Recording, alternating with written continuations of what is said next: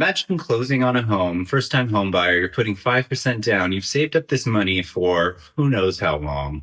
You go to the closing table, super excited, and 2 weeks later, you are hit with $25,000 worth of repairs. What's up, everybody? Welcome back to the channel. Today, we are going to go over the 5 houses that you will absolutely regret buying if you do not watch this video. Before we dive in, I want you to go ahead and like and subscribe. And then at the very end, please leave a comment. I would love to hear what y'all have experienced in your own real estate journeys as well. We will go over 5 houses that you regret buying. I'm going to give you some real life tips on how to spot those houses and some potential solutions to maybe help get you out of them. So let's get started. Home number 1, the fixer-upper. This is a good one. Now, some people will say, always worry about a house that's being sold as an LLC. What an LLC means is basically that somebody's put it into a corporation and it has ownership rather than the person having ownership. I do this with all of my properties. I put my properties in LLCs to help protect my personal assets. The things that you really want to watch out for are lipstick remodels. And they're not always the easiest to be able to tell. So a really great inspector is going to help you out. But some things that you're going to want to ask the seller for: receipts, what contractors they used, if they pulled permits. If they have not pulled permits and you close on that house and it is found that you do not have permits for that, you are going to have to pay to get those permits. Things that you might also want to pay attention to when looking at fixer-uppers is how long has the property been off market. For example, sometimes flippers, they'll buy a property and then flip it in 90 days. And if you see a quick turnaround, you can go back, ask your real estate agent to go back at the recent sales history. If it was bought 30 days ago and then flipped, you're going to want to do a really deep dive. Always do a sewer scope. Ask your inspector what that is. If there's polybutylene piping, if they have not replaced the piping in the house, then you're going to want to make sure that gets checked out. Any polybutylene piping that was done in the 70s is bad. There was a huge class action lawsuit back in the 70s with this type of piping. It got a little bit better in the 90s, but if your inspector spots this type of piping, you're going to want to get a plumber out there. And then the last thing that you're going to want to take a look at is the records of mechanical servicing. So water heater, furnace, things like that. You want to see how often the homeowners have maintained those things, because they can last a very long time if you service them regularly, but more often than not, sellers do not do that. So when you're going out there to look at your next fixer-upper, think about this. How much time did it take for them to do this? Who did the work? And how can you be sure that the infrastructure, plumbing, electrical, are in good shape? Okay, let's move on to the second type of house that you will regret buying. And I have been very tempted to do this in the past, but it is buying that house that is at the very top of your budget. If you buy at the top of your budget and have no liquid cash on hand afterwards and any repairs come up, it's going to be painful. Insurance is not always easy to get them to cover things, and you'll still have a deductible anyways. An interesting stat that I found was 56% of home buyers say they felt in over their heads financially and since they purchased. And always, especially when it comes to that first property, and if you don't have any backup funds, always err on the side of caution. When you buy at the top of your budget, yes, you're going to get that house that you really, really love, but it may not be an enjoyable process living through that home. Something that you might want to think about is that, let's say that if the roof is 5-10 years old, you're going to have to get that replaced within that time frame potentially. Water heaters can cost you $2,000 to $3,000. Same with furnaces.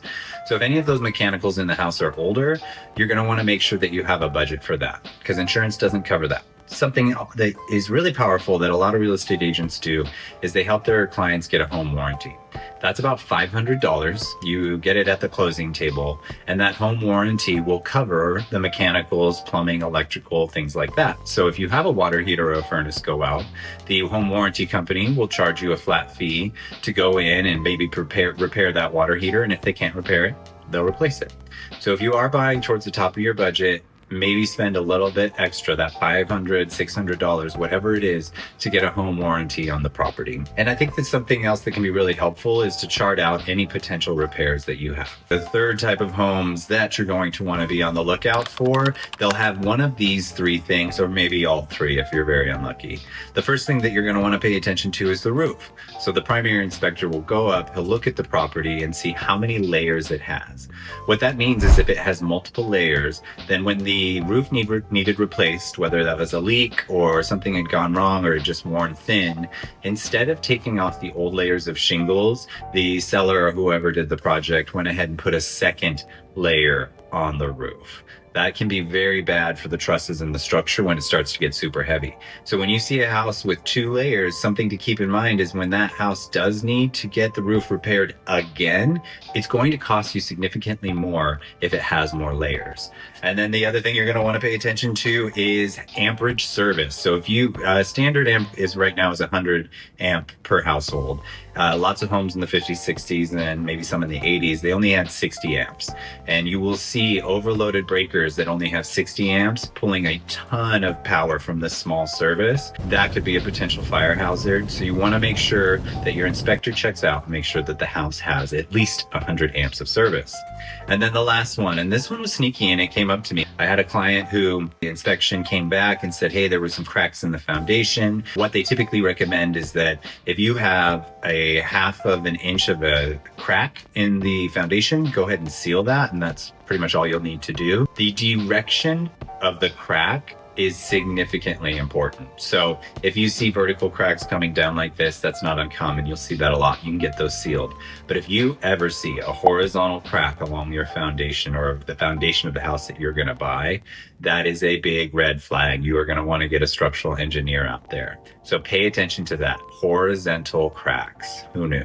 Right? The 4th type of home that I want you to be paying attention to is homes in the wrong location. Now, let me expand on that. You could look for something that is absolutely beautiful, great neighborhood, you love the area, lots of open spaces. What you're going to want to take a look at is all of the approved commercial and residential projects that are happening in your area. I had a client who went and bought a beautiful home, new construction home, a little bit outside of town. And then right after they closed on the home, they found out quickly, because road work had started, they were going to put a freeway right behind the subdivision. So what they thought they were getting was a beautiful open space with a new construction home. And then right behind them was a freeway coming in with the next 2-3 years, which significantly would have decreased their value. The other thing to keep in mind is if you are looking at homes in a flood zone, or it could be a potential flood zone, check out the FEMA map. So your lender can get you a copy of that. Take a look at how close you are to a flood zone, if you are in one, or if you're not, how close you are, because those change. Every year they redo the flood maps, and with the world getting hotter and wetter, if you're very close to a flood zone, it could be something that happens to you soon. The other thing to keep in mind is that if you need to get flood insurance, that can be an expensive monthly payment on top of not only the risk of having your house flood. The last type of house, this one, oh my God, I can't tell you how many times this has just gotten so unnecessarily ugly. Homes with an HOA. An HOA is a homeowners association, and that is run, yep, you guessed it, by homeowners. HOAs have CC&Rs, which are restrictions that you can get before you buy the house. You are definitely wanting to get a copy of these CC&Rs before you buy. Pay attention to any type of language in there that restricts what you can do with your property, what type of paint you can use, roofing restrictions. What also is also true is that HOAs can charge you what is called a special assessment. So what that means is, let's say you have an HOA and your dues are $100 a month, and the HOA decides that they need to get the fencing repaired around the property, or there is water issues with the irrigation. They will charge you a special assessment. So what that means is that all of the homeowners have to pitch in an extra amount each month. So your $100 a month HOA fee could go up to $500 a month. If you can, before you buy the house, knock on the HOA president's door and then ask them if you can get a copy of the ledgers. You'd love to see how much, 1, they have in reserves, 2, how often and how many times they've done special assessments. If you see a lot of special assessments, that's something to be worried about. And then the third thing is, if your HOA fees if they've gone up over time, relatively speaking, they should stay about the same. But if you go and look at their ledgers and look in the last 5 years that they've raised the HOA dues $25, $50 every year, you could be prepared to have that happen to you as well. What's going on here, huh? Somebody's got to pay. Pay for what? I don't know, just pay! Now stop whining and just take it like a man! If you like what you saw today, make sure you like and subscribe and leave me a comment as well. I'd love to hear what you all are experiencing out there. This is Michael Miller. Thank you, and I will see you again.